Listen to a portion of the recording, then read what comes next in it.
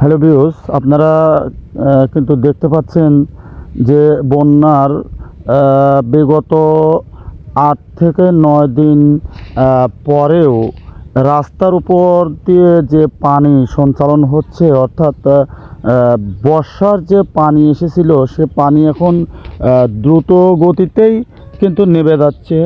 নেমে যাওয়ার সাথে সাথে কিন্তু এই মাছের সংখ্যাও বেশি বেশি দেখা যাচ্ছে। এজন্য এলাকার যারা মাছ শিকার করতে পছন্দ করেন, মাছ শিকার করতে ভালোবাসেন, সেসব লোক কিন্তু বাড়িতে বসে নেই, মাছ শিকার করার জন্যই মূলত খেওয়া জাল নিয়ে এসে রাস্তার উপরেই কিন্তু এরা খেওয়া জাল দিয়ে খেয়াও দিচ্ছে এবং মাছ ধরছেন।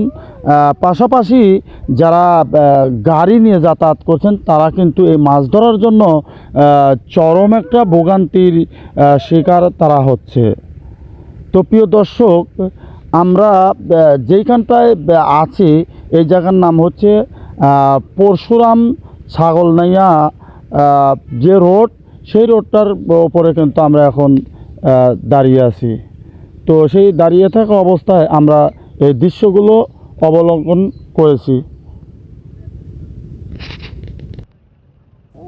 আর প্রিয় দর্শক, আপনাদেরকে আর একটা কথা জানিয়ে রাখতে চাই যে পানির নামার সাথে সাথে কিন্তু পানির যে একটা মিশ্রণ পচা গন্ধ কিন্তু আমরা লক্ষ্য করতে পারছি। এই মুহূর্তে পরবর্তী কয়েকদিনে মানুষের বেশ রোগ ভোগান্তিতে তারা পড়তে পারে আশঙ্কা করা যাচ্ছে।